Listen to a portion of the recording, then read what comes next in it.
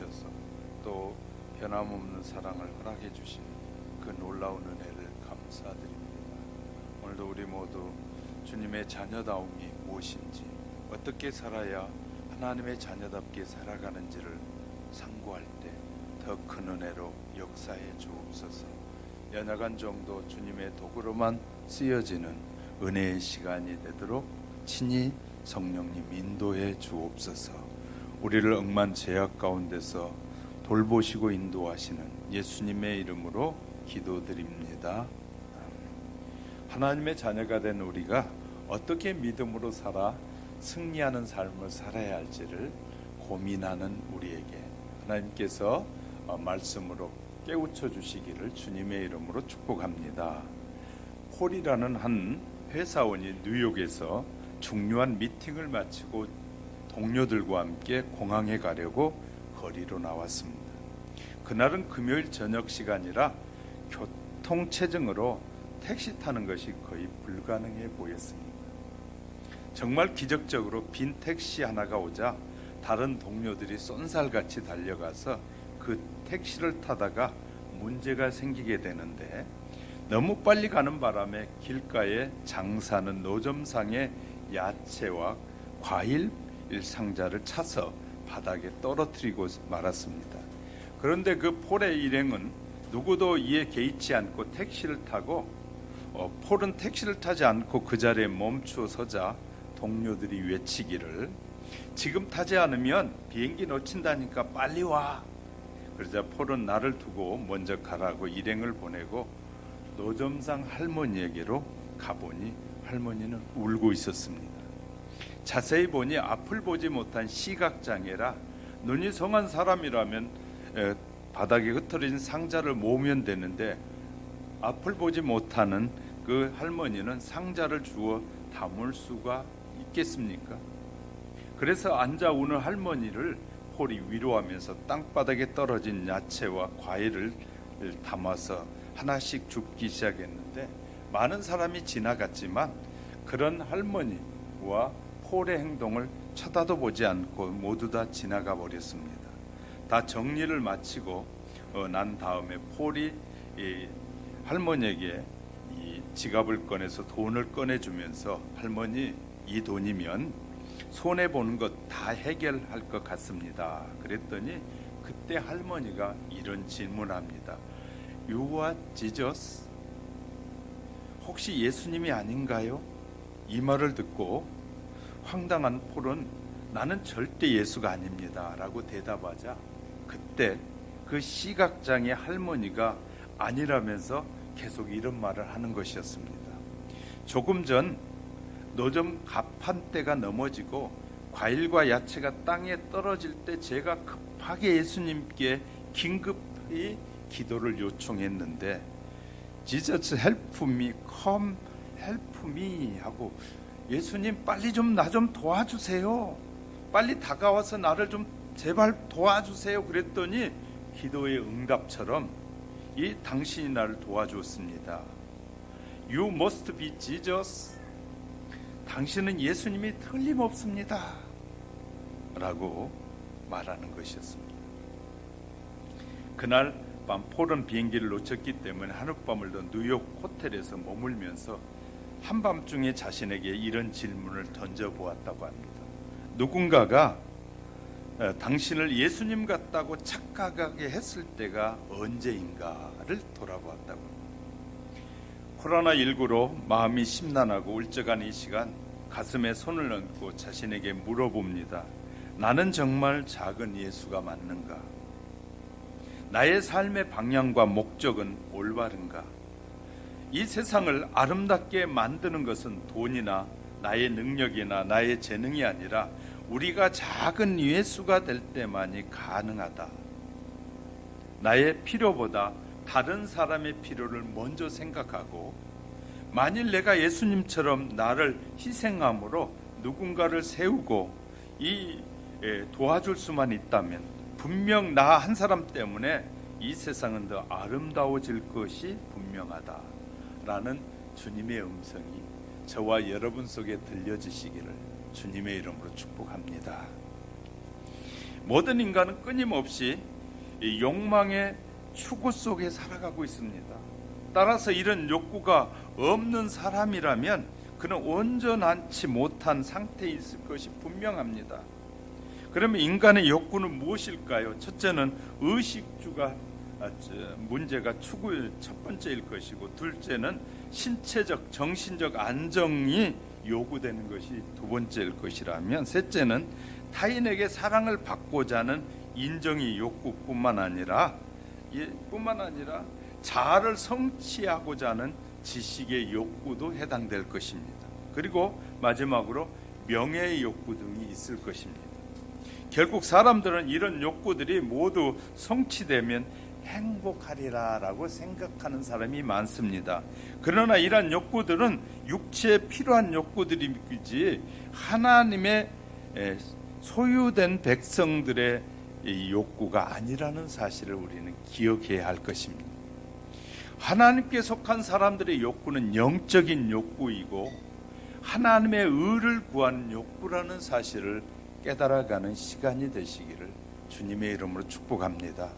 그래서 오늘은 하나님의 부르심을 받은 기독교인들이 어떻게 살아야 하는지를 살펴가는 동안에 새로운 삶의 은혜가 저와 여러분의 마음속에 깊이 임하시기를 주님의 이름으로 축복합니다.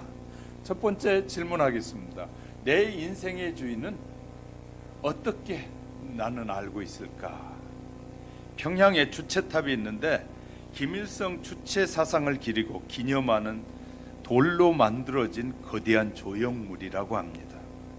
그 주체탑 맨 아랫부분, 즉 기초석에는 누리에 빛나는 주체 사상이요라는 제목으로 쓰인 비문이 있는데 그 내용 중에 다음과 같은 문장이 있습니다. 사람이 모든 것의 주인이며 모든 것을 결정한다는 것이 주체 사상의 기초다라고 기록하고 있습니다. 예수 그리스도를 통하여 하나님의 자녀로 부름을 받고 살아가는 기독교인들은 사회주의의 주체 사상과는 정반대의 사상을 우리는 갖고 사는 것입니다. 하나님께서 모든 것의 주인이시며 모든 것을 결정하는 것이 기독교 사상의 가장 기초가 되는 것입니다. 인간의 모든 주권이 하나님께 있다는 것, 하나님께서 천지 만물을 창조하셨고 인간을 창조하셨다는 창조론을 기초로 하는 것입니다. 하나님의 주권을 인정하기에 모든 것의 주인이 내가 아니고 하나님이라고 고백하는 것이 바로 하나님의 백성의 삶이고 기독교인의 삶입니다. 그럼 우리가 생각해 봐야 되는데 하나님은 이렇게 말씀해요. 하나님은 소중한 내 생명의 주인이다. 성경은 그렇게 말하고 있어요. 인간이 소중한 것 중에 가장 가치 있는 것을 말하라고 한다면 그것은 생명입니다. 성경은 처음부터 마지막까지 생명의 주인이 하나님이심을 강조하고 있어요. 시편 36편 9절에 보니까 진실로 생명의 원천이 주께 있사오니 주의 빛 안에서 우리가 빛을 보리로다. 이 세상에서 어떤 종교도 인간의 생명과 죽음의 문제를 명쾌하게 해결하지 못하고 있지만 오직 성경만이 그 두 가지 문제에 대한 분명한 해답을 제시해 주고 있기 때문입니다. 그래서 사람은 그 생명이 하나님께 연결되어 있기에 하나님을 경외하며 살면서 살아가면 이 마음의 평안과 만족을 얻을 수 있다라고 잠언 19장 23절에서 여호와를 경외하는 것은 사람으로 생명에 이르게 하는 것이라 경외하는 자는 족하게 지내고 재앙을 만나지 아니하리라 이렇게 말씀해 주고 있습니다. 인간의 생명은 시간과 같은 것이라는 것이 생명을 가진 자에게만 사용할 수 있는 시간이 허용되어 있다는 것입니다.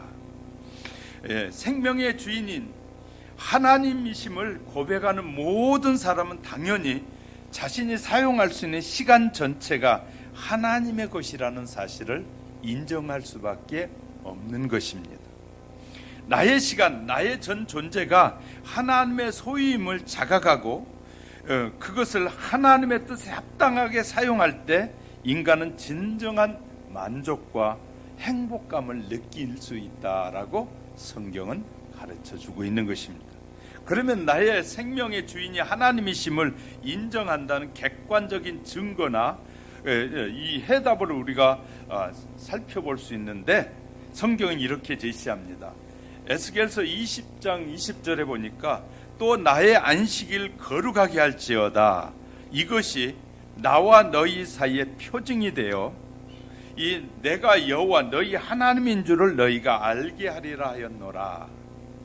영어 성경에서는 내가 여호와 너희 하나님, I am the Lord you God, 이렇게 쓰고 있어요. 이 말은 안식일을 거룩하게 지키면 하나님의 백성이 된다는 증거로 우리가 알 수 있다는 것이죠.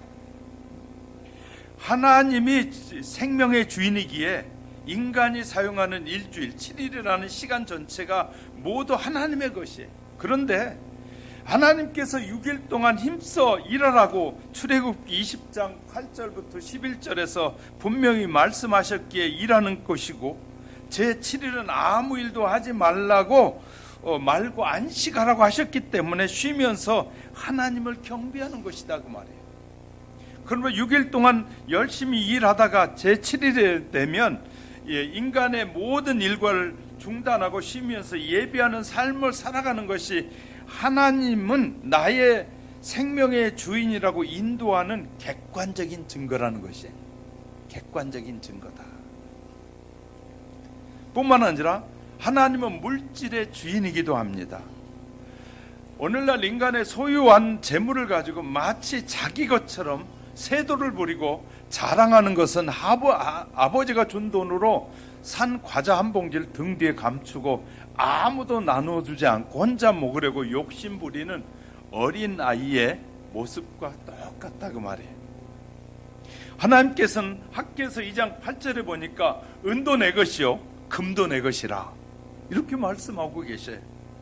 하나님을 창조주로 인정하고 예수님을 믿고 이 세상을 살아가는 모든 성도는 이 엄연한 진리를 인정해야 합니다.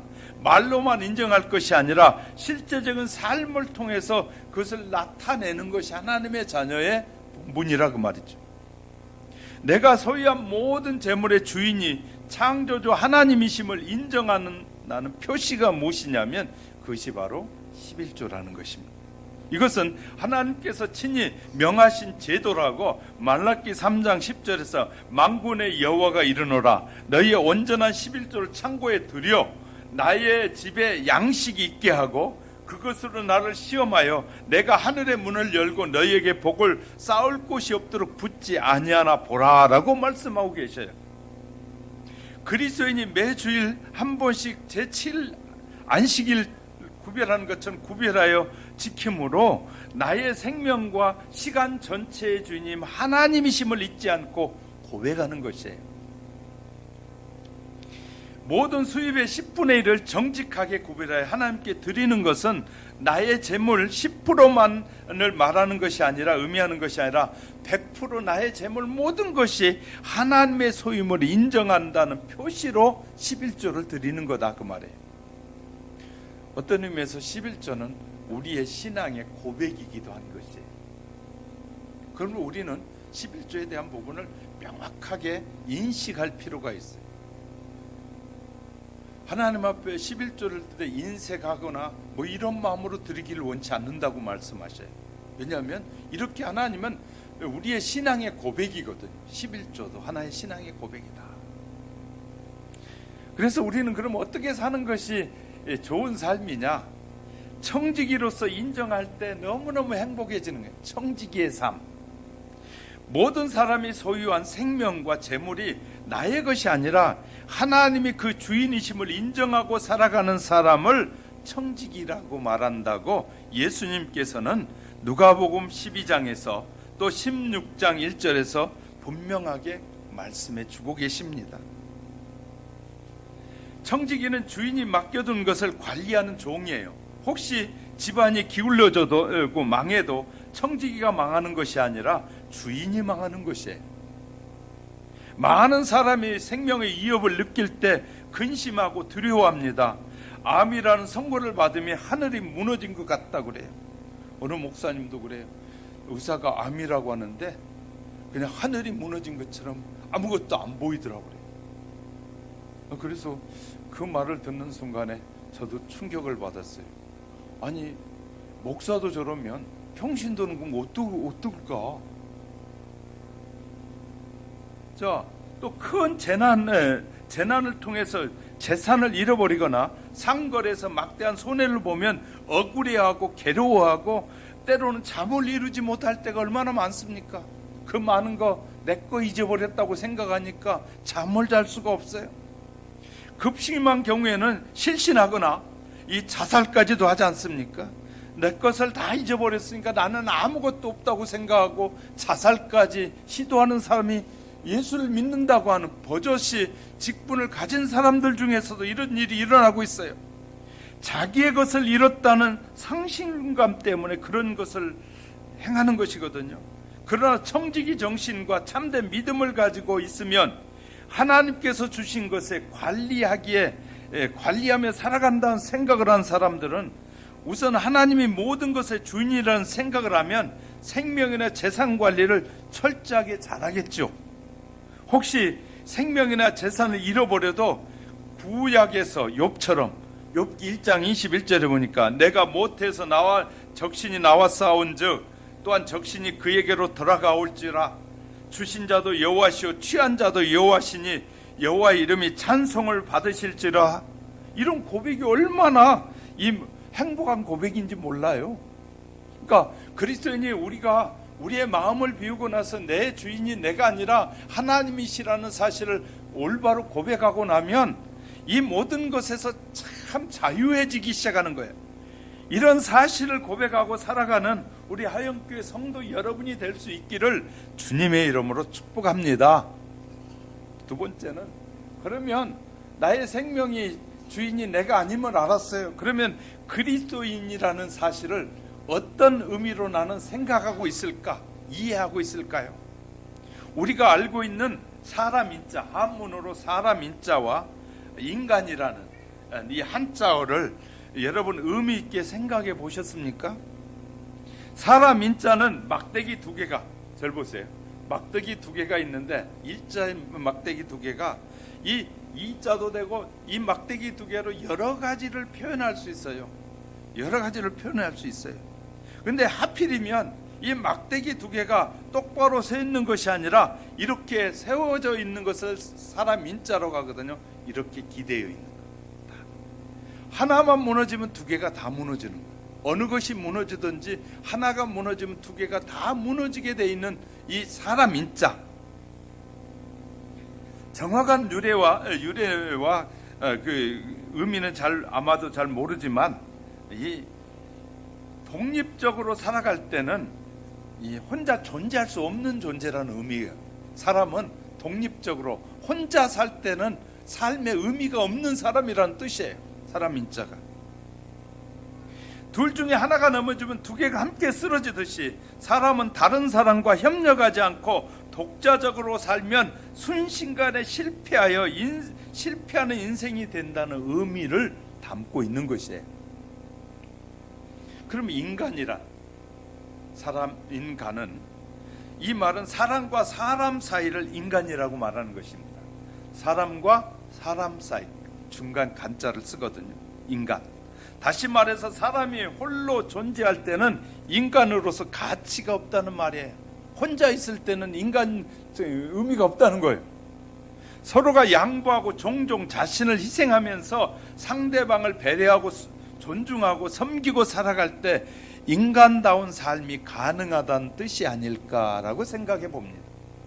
어쩌면 이러한 유형의 삶은 사람을 행복하게 하고 건강하게 만들어주는 삶의 모습이라고 생각합니다.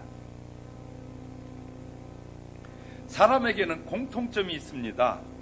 성경은 모든 사람이 다 죄인이라고 로마서 3장 23절 또 5장 12절에 말합니다. 모든 사람이 죄를 범하였음에 하나님의 영광에 이르지 못하더니 5장 12절에서 이와 같이 모든 사람이 죄를 지었으므로 사망이 모든 사람에게 이르렀느니라. 여기서 그럼 죄가 무엇일까요? 우린 죄에 대하여 여러 가지 의미로 해석을 할 수 있지만 사도 바울은 죄는 곧 요한일서 3장 4절 불법이다라고 쓰고 있어요. 법대로 살지 않는 것이 죄다라고 말하고 있어요. 바울은 예수님도 죄에 대해서 설명하기를 요한복음 16장 9절 죄에 대하여라 함은 죄가 무엇이냐라고 말한다면 저희가 나를 믿지 아니하며 예수님을 믿지 않는 것이 죄다라고 예수님이 분명히 말씀해 주셨어요. 예수를 믿지 않는 것이 죄란 무슨 뜻일까요? 두 가지 의미로 생각해 볼 수 있습니다. 첫째는 예수님께서 아무런 죄도 없이 십자가의 죽음으로 우리의 죄값을 대신 지불을 하셨다는 뜻이고, 또 하나는 예수를 믿으면 죄를 용서받고 죄가 해결된다는 뜻이에요. 그렇다면 죄가 우리의 생활 속에서 어떤 형태로 나타나고 있을까요? 우리가 모든 죄인이라는 증거는 또 무엇일까요? 다음과 같이 말할 수 있습니다. 인간의 마음속 깊은 곳에 내재하고 있는 죄는 자기 자신을 높이는 교만과 자기 중심적으로 자기 이익을 추구하며 살아가는 이기심이다. 교만과 이기심이 죄일 수 있습니다. 그래서 교만으로 나타나고 사람들에게서 이기심으로 나타나게 돼요. 다시 말해서 죄인으로 보는 모든 인간에게서 교만과 이기심이라는 고질적인 공통의 질병을 가지고 살아가는 것이 사람이라고 말해요. 그러면 사람은 행복과 불행의 갈림길에 서 있어요. 이제 죄인인 사람은 행복과 불행의 갈림길에 서 있는 것이 사람인데, 사람이 그렇게 추구하며 갈망하는 행복이라는 것이 깊이 생각해 보면 사실 죄의 두 가지 본질적인 요소, 즉 교만과 이기심을 버릴 때 얻어지는 것이다. 교만을 버리고 이기심을 버릴 때 얻어지는 것이 행복이다. 사람이 비행기를 타고 높은 곳에 올라가면 왠지 불안감을 느낍니다. 그러나 비행기가 착륙하고 우리의 발이 땅바닥에 닿으면 굉장히 마음이 편안해져요. 왜 그럴까요? 높은 곳에 추락할 위험이 있지만 땅바닥에 내려오면 더는 떨어질 이유가 없기 때문에 편안해진다는 사실입니다. 이것을 바꿔 말하면 행복의 비결은 더 떨어질 수 없을 만큼 자신을 낮추고 남을 위하여 자신을 희생하면서 살아가는 것이다 그 말이에요. 남을 위해서 봉사하며 사는 것. 요새 여성들이 그래요. 내 인생은 어디 있고 내가 당신을 위해서 평생을 살아야 돼. 내가 자식을 위해서 평생을 살아야 돼. 남을 위해서 사는 것을 굉장히 못마땅하게 생각하는, 이건 사탄이 가져다주는 거짓 술수에 빠지는 거거든요. 자기를 낮추고 남을 위해서 헌신하며 사는 것이 최고의 삶이라고 성경은 가르치는데, 이제 오늘날 현대 많은 여성들에게 사탄은 네 인생 네가 살아야지, 네 인생을 허비하는 것은 바보야, 너가 다른 사람에게 너의 시간을 허비하는 것은 바보 같은 인생이야, 이렇게 만들고 있어요. 그 현혹에 빠져가지고 수많은 사람들이 남을 위해서 헌신하고 수고하기보다는 자기를 위해서, 아무것도 아니고 얼마 가지 않으면 죽을 자기를 위해서 피부에다가 수백만 원씩 수천만 원씩 피부에다 쓰잖아요. 왜? 그 수백만 원 수천만 원이 정말 가난한 자들에게는 큰 돈인데 자기에게 그렇게 엄청나게 쓰는 것 전혀 그냥 소중한 것이라고 여기고, 남에게 쓰는 것은 허비하는 것이라고 쓰는 생각을 갖고 사는 거예요. 우리가 잘 아셔야 돼요. 하나님의 자녀들은 생각하는 것도 말하는 것도 세상 사람과 달라야 되는데, 마귀는 이렇게 사람들 계속해서 속여요. 사람은 자기의 것을 좀 많이 소유하려고 하면 불안해져요. 그래서 사람이 많이 가지면 불안해지기 시작해요. 그 목적이 성취되지 못했을 때 이 많이 가져야 되는데 많이 못 가지면 불행하다고 말해. 사람들은 굉장히 비교 의식에 강해요. 그리고 많은 사람은 소유하게 되었을 때 인간은 그것을 지키기 위해서 또 불안해요. 그래서 오늘날 돈이 많이 가지고 있는 사람들은 늘 불안해. 요새는 더 불안해. 왜? 금융계좌에서 다 드러나니까 이제는 어떻게 해야지만이 불을 눌릴 수 있냐면 쥐고 있어야 돼. 현찰을 쥐고 있어야 돼. 5만 원권이 우리나라에 나왔는데 5만 원권이 은행에 가면 돌아오는 것이 10%밖에 안 돌아온대. 그럼 90%는 누구의 주머니인가, 그렇다면 누구의 이 금고인가 계속 쌓이고 있다는 거예요. 그래서 5만 원짜리를 한국은행에서 계속 발행을 하고 있는데 돌아오는 줄이 준다는 거예요. 그러면 쥐고 있을래니까 그거 지킬래니까 얼마나 힘든지 몰라요. 가야 될 때도 못 가고 지키고 있어야 돼요. 얼마나 불행한 인생을 살고 있는지 몰라요. 인간을 창조하시고 가장 우리를 잘 아시는 예수님께서 누가복음 23장, 마태복음 23장 12절에 누구든지 자기를 높이는 자는 낮아지고 누구든지 자기를 낮추는 자는 높아지리라. 행복해지길 원하는 사람은 사도행전 말씀을 상고해 봐야 되는데, 사도행전 20장 35절에 범사에 여러분에게 모범을 보여준 바와 같이 수고하여 약한 사람들을 돕고 또 주 예수께서 친히 말씀하신 바 주는 것이 받는 것보다 복이 있다 하심을 기억하여야 할지니라. 자꾸 주는 것이 복이 있다는 거예요. 그러니까 우리가 조금만 여유가 생겨도 필요한 사람이 있을 때 자꾸 나누어 줄 때 행복해진다는 거예요. 내가 지고 있을 때, 성경은 네가 지고 있고 남에게 안 뺏기려고 수단과 방법을 가리지 않고 막 지키려고 하는 것이 행복이 아니라는 거예요. 영원한 사람들은 도와주고 남에게 사랑을 베풀고 자비를 베풀고 나눠주고 사는 것이 성경은 행복한 삶의 비결이다. 믿으시면 아멘. 또 그리스도인이 되었다는 것은 무엇을 말하는 것일까? 오늘날 교회가 사회로부터 지탄을 받고 있습니다. 교회되는 삶은 참 나쁘다. 교회가 뭐 이기적이고 자기 교회밖에 모른다. 교회가 이 사회를 위해서 하는 일이 무엇이냐? 총회에서 선거할 때 보면 세상 사람들이 총구하는 것과 비슷하다. 하나도 다를 바 없다. 온유하고 겸손하신 죄인들을 구원하기 위해서 마침내 자신의 생명까지 버리신 철저하신 그 희생정신, 예수 그리스도를 그를 믿으면 그분의 발자취를 따라간다는 것이 바로 무엇인지를 잘 모르는 사람들 같아.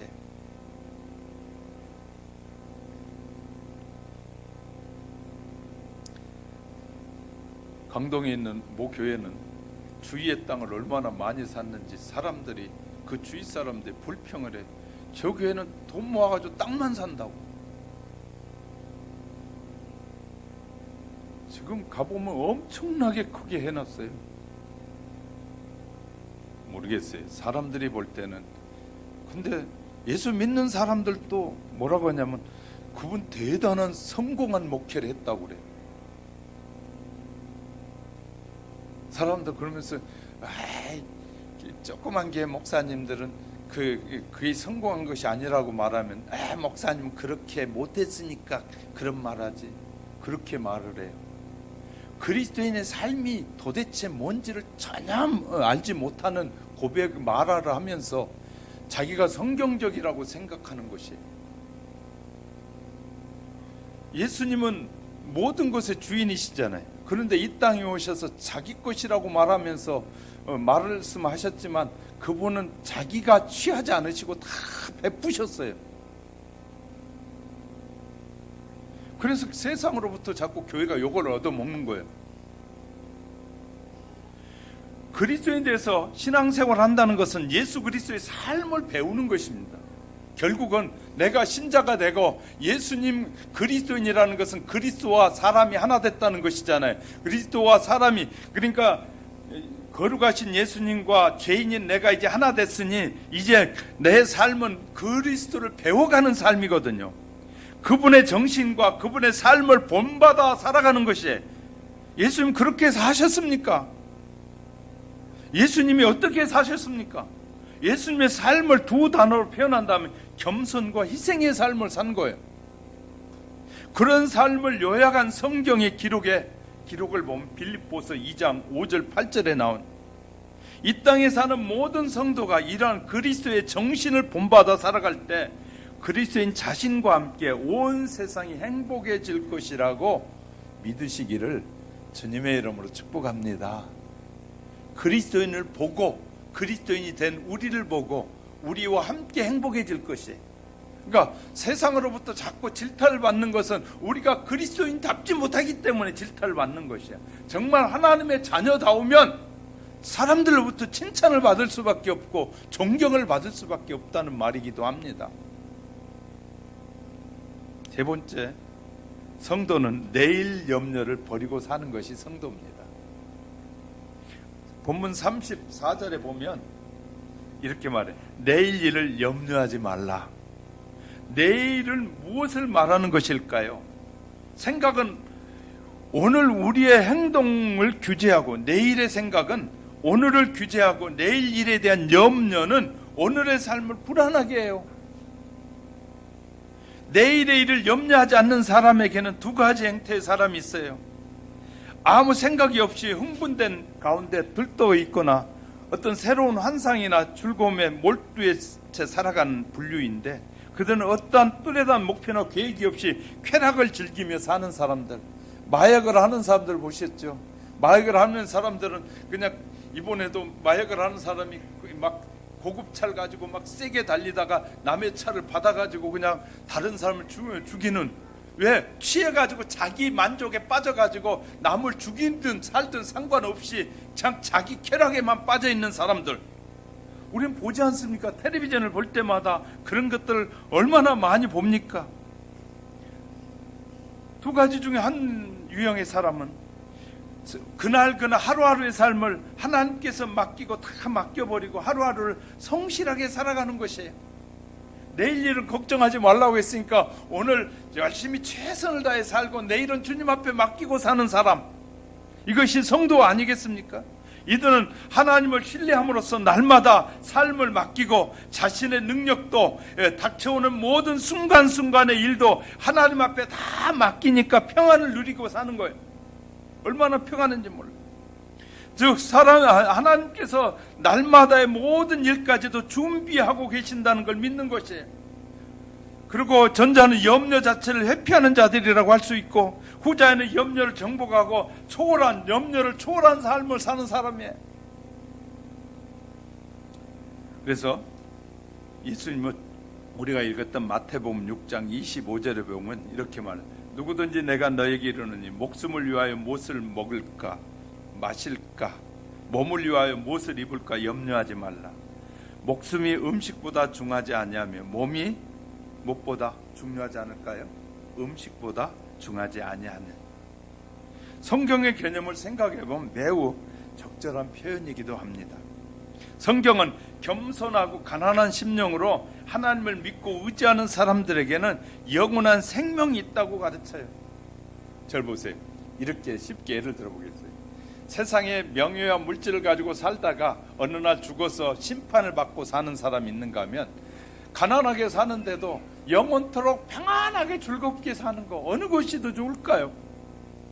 이렇게 물으면 다 말해요. 없어도 늘 편안하게 사는 것이 가장 좋죠. 그렇게 사시라고요. 그렇게 살라고 성경은 가르쳐주고 있어요.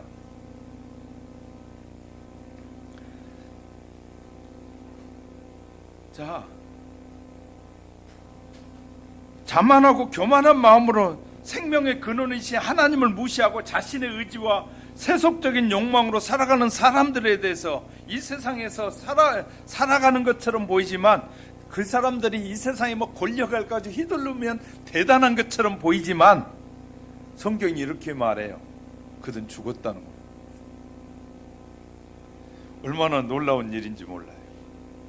자, 디모데전서 5장 8절을 보니까 인력을 좋아하는 이는 살았으나 죽었느니라. 세상에서 권력을 누리고 세상에서 마음껏 누리면서 내가 주인이다 라고 하는 사람들은 성경은 죽었다는 거예요. 조금 있으면 어떻게 공동묘지에 가는 사람이라는 거예요.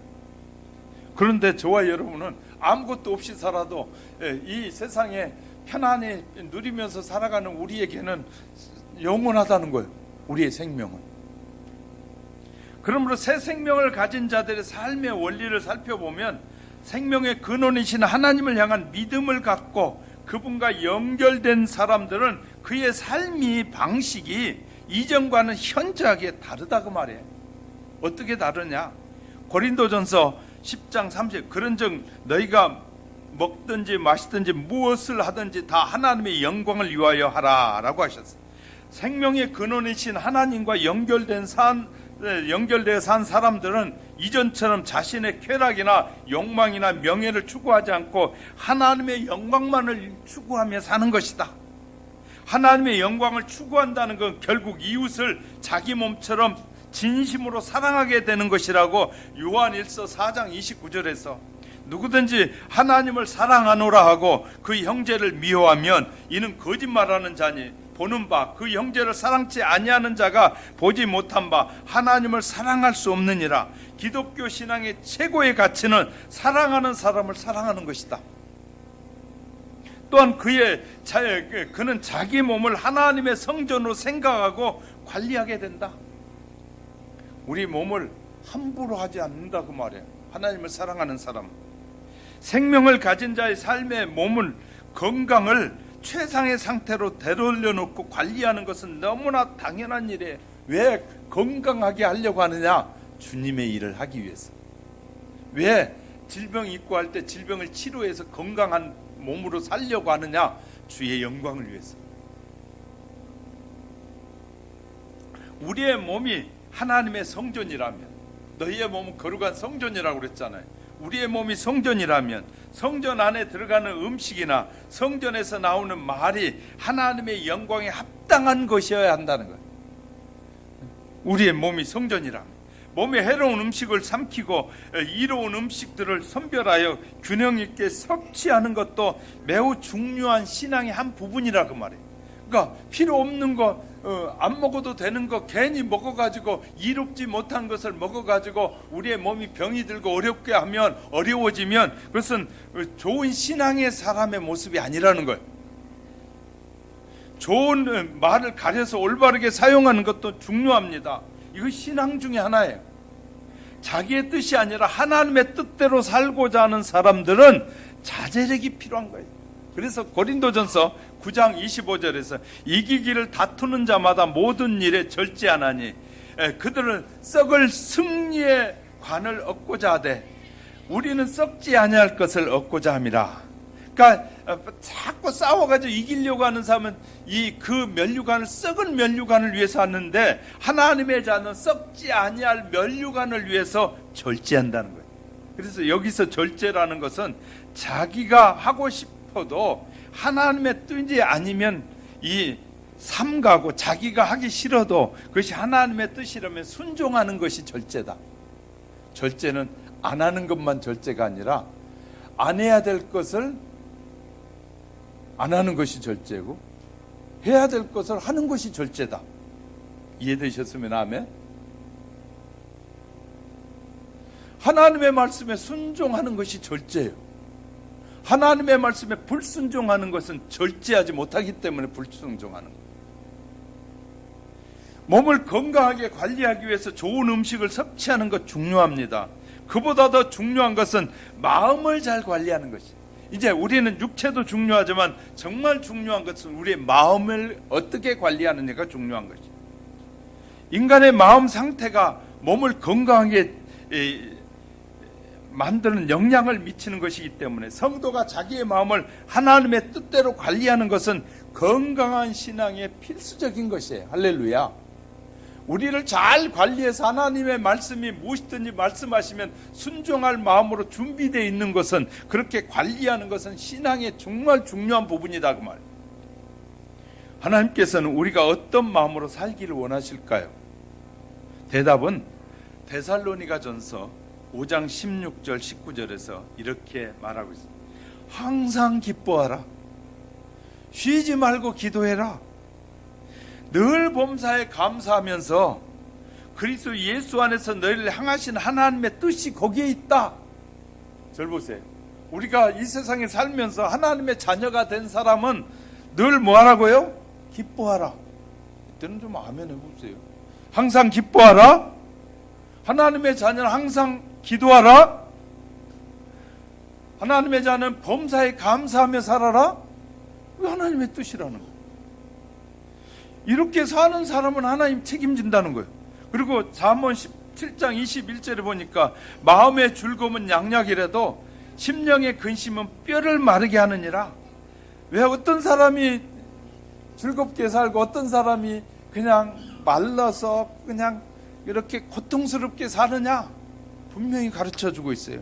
기뻐하는 마음, 감사하는 마음이 사람의 신체에 어떤 영향을 미치는지 심리적, 과학적으로 증명이 되고 있잖아요. 지금 수많은 사람들이. 그래서 고래도 뭐가 고래를 춤추게 한다고요? 칭찬한. 좀 못해도 우리가 칭찬하며 살아야 되는데 칭찬은 참 인색한 것 같아요. 저도 그래 좀 잘 못해요. 그래서 이제 제가 여러분에게 고면합니다. 늘 칭찬하며 사시기를 주님의 이름 축복합니다. 아내를 칭찬하시길 주님의 이름 축복합니다. 남편을 칭찬하시길 주님의 이름 축복합니다. 자녀를 칭찬하며 사시기를 주님의 이름으로 축복합니다. 우리 칭찬하며 살자고요. 좀 못한 일도 많아요. 우리도 못한 일 너무 많아요. 그러니까 그냥 못한 일은 적게 놓고 그냥 잘한 일 좀 칭찬하고 살자고요. 우리는 트집 잡는 일에는 참 1등인 사람들이 많아요. 트집 잡는데 못하는 일을 어떻게 그렇게 잘하는지, 잘못한 일은 금방 알아요. 그래가지고 그냥 콩이요 팥이요 얼마나 따지기를 좋아하는지 몰라요. 그러면 세상에 흠 없는 사람이 있을까요? 없을까요? 없어요. 그 나는 흠이 있을까요? 없을까요? 나도 흠이 너무 많아요. 흠이 많은 내가 다른 사람을 자꾸 흠 있다고 말할 때 주님은 비유를 통해 이렇게 말씀하셨어요. 자기 눈 속에 전봇대가 있는 사람이 다른 사람의 눈 속에 있는 티를 보면서 야, 니 티 빼라, 티 빼라 그런다고 그러죠. 우리가 그렇게 살 때가 얼마나 많은지 몰라요. 그런데 이렇게 우리가 마음이 즐거워야 돼. 이 얼마나 좋은 것인지 누가 다 알지만 제대로 실천하지 못하고 있어요. 이 문제 어떻게 해결할 수 있을까요? 분명히 해결할 수 있는 길을 우리에게 말씀해 주셨어요. 17절에 쉬지 말고 기도하라. 다시 말해 쉬지 말고 기도하라는 것은 성령님을 의지하라는 거예요. 할렐루야. 성령님을 의지하고 살면, 기도를 통해 성령님을 의지하면 성령님이 가르쳐 주셔서 그것이 잘못되고 옳고 그름을 분별하게 해서 내가 이건 버리고 이것은 택해야겠구나 알게 하고 깨닫게 하시고 우리에게 결정하게 해주시는 것이 하나님의 말씀이라는 거예요. 할렐루야. 그러므로 우리가 성령님을 의지하고 자꾸 성령님의 충만한 가운데 살게 해달라고 기도하면 그 성령님이 우리가 불가능한 것을 가능케 만들어줄 것이고 안 되는 것을 되게 하고 신앙생활이 즐겁고 행복하게 또 필요한 것들을 알게 하셔서 우리가 이렇게 살아갈 수 있도록 다 도와주시겠다고 하나님이 약속하는 거야. 할렐루야. 하나님은 우리의 신앙생활을 행복하게 해피하게 늘 즐겁게 살아갈 수 있도록 해주시겠다고 하는데 그럼에도 불구하고 우리는 늘 인상 쓰며 살 때가 너무 많다는 거예요. 고민하고 살 때가 너무나 많다는 거예요.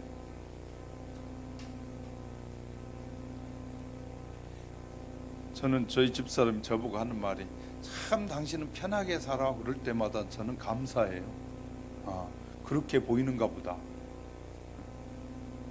얼마나 제가 편하게 사는지. 우리 모두 다 그렇게 살아야 되는 것이다 그 말이죠. 성경은. 사랑하는 성도 여러분, 하나님의 자녀가 기독교인은 어떻게 살아야 한다고요? 하루하루를 행복하게. 어떻게 하면 행복해진다고요? 항상 기뻐하고 쉬지 말고 기도하고 범사에 감사하며 살면 하나님께서 성령을 통해서 부어주신 그 능력이 우리의 삶을 늘 행복하게 해주시겠다고 약속하신 이 약속이 우리 모두의 것이 되시기를 주님의 이름으로 축복합니다. 말씀을 정리합니다. 여러분, 쓸데없는 염려와 걱정으로 오늘의 삶을 소홀히 하다가 진정으로 걱정하지 않으면 안 될 미래를 놓치는 어리석음을 범하지 맙시다. 미래는 하나님의 선하신 뜻과 우리를 향하신 하나님의 사랑에 맡깁시다. 오늘 하루 내게 주어진 순간에 충실함으로 복된 내일을 자신 있게 맞이하게 되는 성도들이 되시길 주의 이름으로 축복합니다. 주님은 한날의 괴로움 그날에 족하다고 말씀해 주셨습니다. 우리는 내일 일을 염려하기 전에 오늘 하나님 앞에 바로 살지 못하는 것에 대한 염려를 해야 됩니다. 내가 오늘 하루도 살지 못하면서 내일 일까지 뭘 걱정하고 살아? 내일 일은 걱정하지 말고 오늘 하루에 내가 최선을 다하는 삶을 살고 있는지 자신을 돌아보고 내가 주님의 뜻대로 하나님이 기뻐한 자녀이면서 자녀답게 사는지를 돌아봅시다. 그러면서 오늘 하루를 기독교인다운 삶을 살면 하나님이 우리를 통해서 수많은 죄인들로부터 영광을 받으실 것이고 하나님의 자녀의 삶이 얼마나 복된 것임을 우리를 통하여 전파하게 될 줄 믿습니다.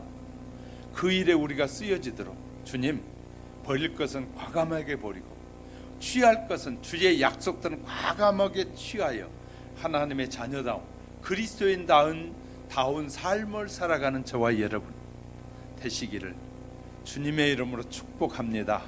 축복합니다. 기도하겠습니다. 고마우신 하나님 아버지, 은혜를 감사합니다. 오늘 우리에게 말씀해 주신 귀한 말씀들이 우리 가슴에 새겨지게 도와주시고 이 말씀을 따라 살아가는 모든 주의 백성들이 되도록 성령님 역사해 주옵소서. 우리가 하나님의 자녀가 된 우리가 어떻게 살아가야 할지를 분명하게 말씀해 주셨습니다. 항상 기뻐하라, 쉬지 말고 기도하라, 범사에 감사하라. 이는 그리스도 예수 안에서 우리를 향하신 하나님의 뜻이라고 말씀하셨사오니 우리 모두는 기도를 통해서 성령의 도우심 안에서 늘 행복하고 기쁜 삶을 영위해가는 지혜롭고 복된 하나님의 자녀들로만 삼아 주시옵소서. 예수님의 이름으로 축복하며 기도드립니다.